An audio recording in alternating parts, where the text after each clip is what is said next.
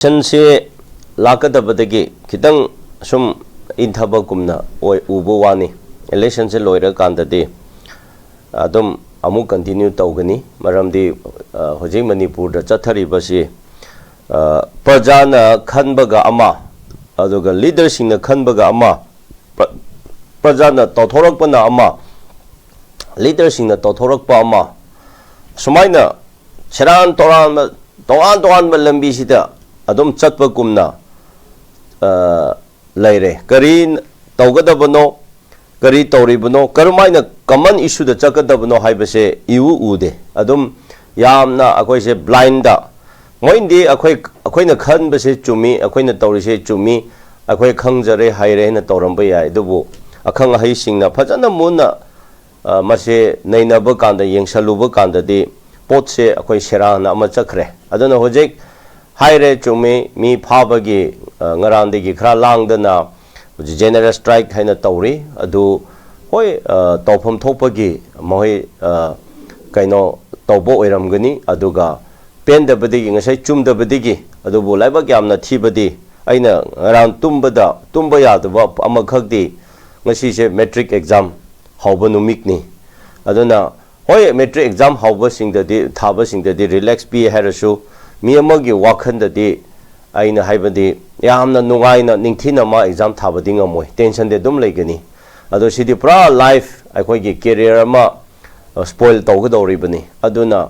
akoigi exam metric asina hena akoigi punsi tungidi asisu yamna important oiba luba thaba mani aduna karingba general strike na disturb tawbo oiradi exam se postpone tawba ama ko postpone tawbra madusu ama phajana sinbigadabani postpone tawdaraga da tarade sonda general strike kauriba tawba leader singdu da seso sing phajana hairaga masigi metric exam sigemtang mase focus piraga matam khara moina khangbiba yethopiba adugumba masu akhoi tungi di yamna phagani aduna hojek metric exam se leiri aduga sigi issue sina kamaina chatharaga dabno exam gi manungda metric habise yamna important ne aba mi oiba gi education ga kaino ke career da aduna mi metric hek hobonumik ta sigumba general strike se haure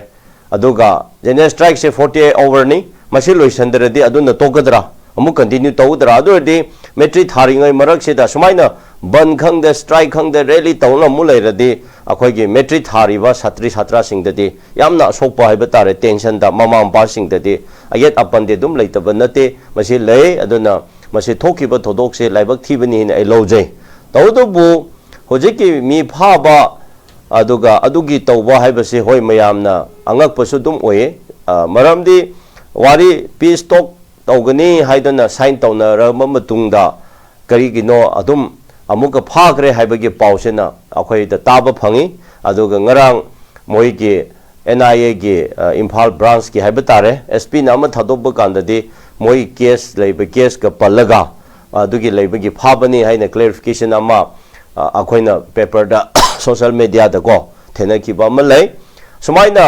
aduga sondana hojai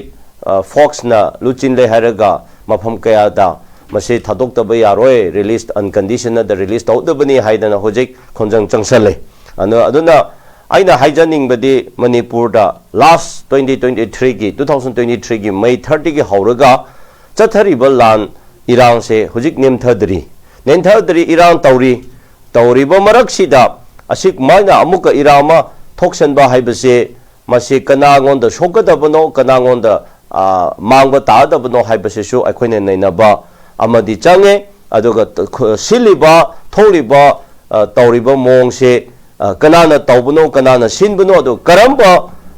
jati bu karamba miwaibu victim taninga honabra haibasusu nainaba phai hana phajana nainaba machangi aduna irang se toktri irang wa mayam se ware irang tokpiro irang se loisan biro solution pura piro haina marakta naina ringe sida sigumba amuka thodok ama thokpa haibase mase center khangda bazara aduna akhoina hairi se center ki sincerity oidaba transparency leitaba accountability leitaba aduga center ki sanari bu potse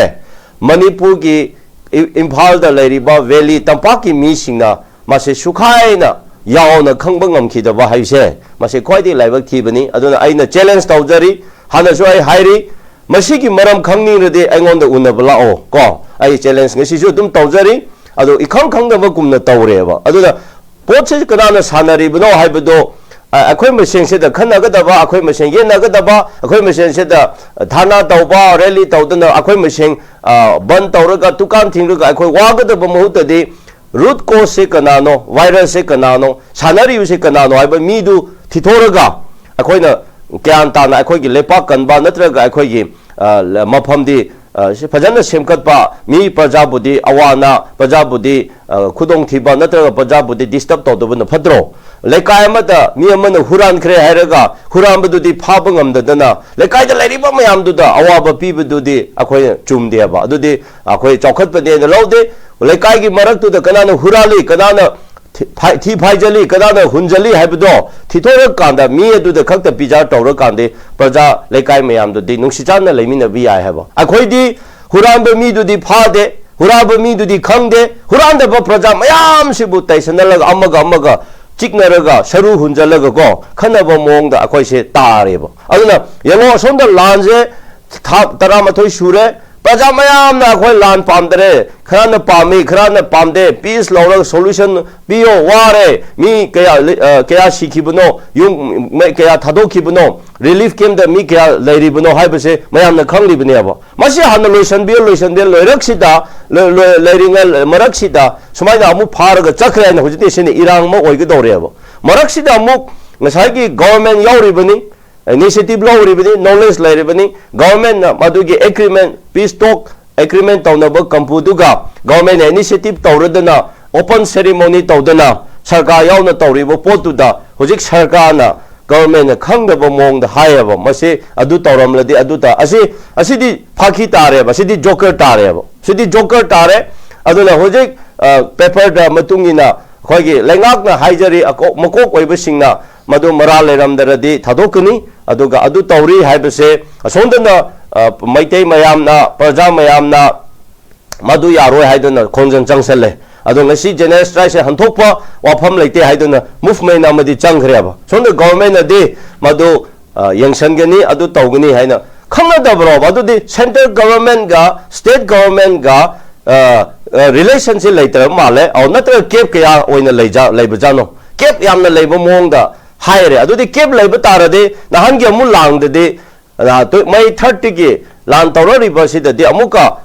center ga state se kep leitaba kumna nagna dum chatpa kumna uba ado hantaki amu tholiba thodok de kep chawna leiba kumna uba aduna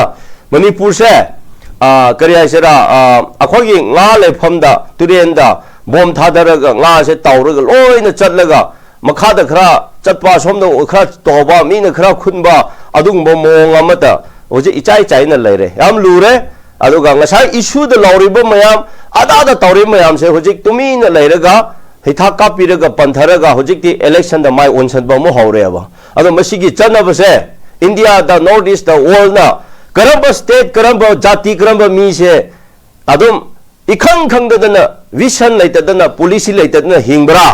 mina sanari se khangdabra ahibadi am laiba lari haibadi laiba paisa paibadi mayam laiba adubo politics de politically de akhoi nil chatpa haibse karamba jati no karamba state no karamba mioi no haibse hojik yamna haisingba mina di loina khangba hawreaba aduna aina thamjaningbadi hojiki tholiba issue ado akhoi di angakpo phawe ai akhoi wakhanda shanti purakni haiduna shanti gi tamakni haidana wari du saraga wari saringai maraksida sumaina amu phakre haibase krishna teba problem create tawbane masini aina thamjaningbadi